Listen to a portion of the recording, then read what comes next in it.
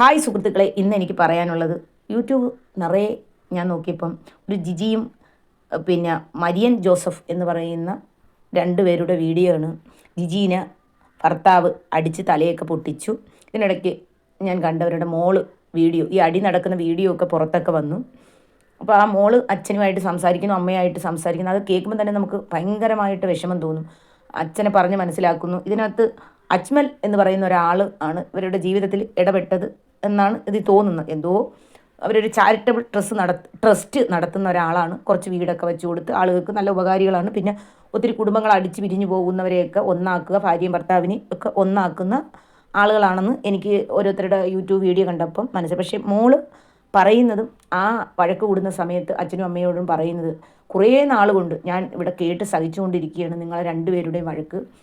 ഞാൻ എല്ലാത്തിനും പപ്പയുടെ കൂടെയാണ് നിൽക്കുന്നത് എന്നൊക്കെ പറയുന്നു. പിന്നെ അജ്മൽ എന്ന് പറയുന്ന ഒരാളുമായിട്ടുള്ള കമ്പനി വിടണമെന്നൊക്കെ മോള് പറയുന്നു. അതാണ് നമ്മുടെ കുടുംബത്തിലെ പ്രശ്നം, എത്ര നാളുകൊണ്ട് എന്ന് പറയുന്നു. ഇതിനിടയ്ക്ക് ഞാൻ ഇന്നാണ് കണ്ടത് ജിജി എന്ന് പറയുന്ന അവരുടെ ഒരു പ്രസംഗം കേട്ടോ. അവർ പറയുന്നു, രാവിലെ എണീച്ച് നിങ്ങൾ എത്ര ഉമ്മ ഭർത്താവിന് കൊടുക്കും, ഭർത്താവിൻ്റെ മുടി നരച്ചോന്ന് നോക്കൂ എന്ന് വെച്ചാൽ ഭാര്യമാരെല്ലാം രാവിലെ ഉറക്കം എണീച്ചാൽ ഭർത്താവിന് ഉമ്മ കൊടുക്കുക, മുടി നരച്ചാൽ നോക്കുക. അങ്ങനെയൊക്കെയാണ് ജിജിയുടെ വീട്ടിൽ ഭർത്താവിനോട് കാണിക്കുന്നതെന്നുള്ള രീതിയിലാണ് കുറച്ച് സ്ത്രീകളടുത്തൊക്കെ പറഞ്ഞ് ക്ലാസ് എടുക്കുന്നത്.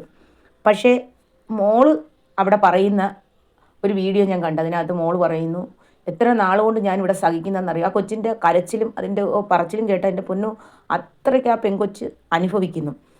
അവരുടെ വീട്ടിൽ വേറൊന്നും പുറത്ത് വേറൊന്നുമാണ് അവർ പറയുന്നത്. എന്ന് വെച്ചാൽ അകത്ത് അടിയാണ് ഭാര്യയും ഭർത്താവും, പുറത്ത് എല്ലാവരുടെ അടുത്തും ഞങ്ങൾ അങ്ങനെയാണ് ജീവിക്കുന്നത് എന്നാണ് ഇവർ പറയുന്നത്.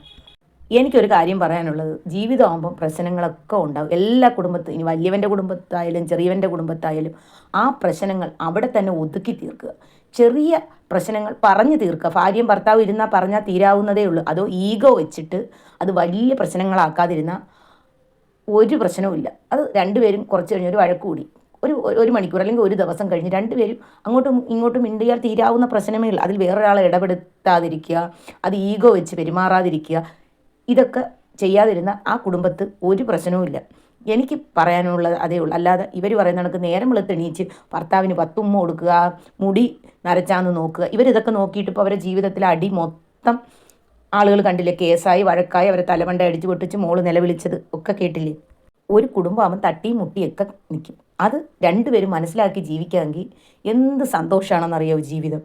അത് മനസ്സിലാക്കാത്തതാണ് പ്രശ്നം. ചെറിയ വിട്ടുവീഴ്ചകൾ, ഒരു കുടുംബമാകുമ്പം വിട്ടുവീഴ്ചകൾ വേണം. അങ്ങോട്ടും വേണം ഇങ്ങോട്ടും വേണം, ഭർത്താവിനും വേണം ഭാര്യയ്ക്കും വേണം. അത് രണ്ടുപേരും മനസ്സിലാക്കിയാൽ മതി. അല്ലാതെ നേരം വെളുത്ത് ഭർത്താവിൻ്റെ കാല് തൊട്ട് വണങ്ങണം, 10 ഉമ്മ കൊടുക്കണം, ഭർത്താവിൻ്റെ മുടി എത്ര നരച്ചെന്ന് നോക്കണം, ഭർത്താവ് പോകുമ്പം ഉടുപ്പ് തേച്ച് ഇട്ട് കൊടുക്കണം, പിന്നെ പുറത്തിറങ്ങി നിന്ന് ടാറ്റ കൊടുക്കണം. ഇതിൻ്റെ ഒന്നും ആവശ്യമില്ല. നമ്മൾ രണ്ടുപേരും മനസ്സിലാക്കുക, ഭാര്യയും ഭർത്താവും സ്വയം മനസ്സിലാക്കുക. അത്രയും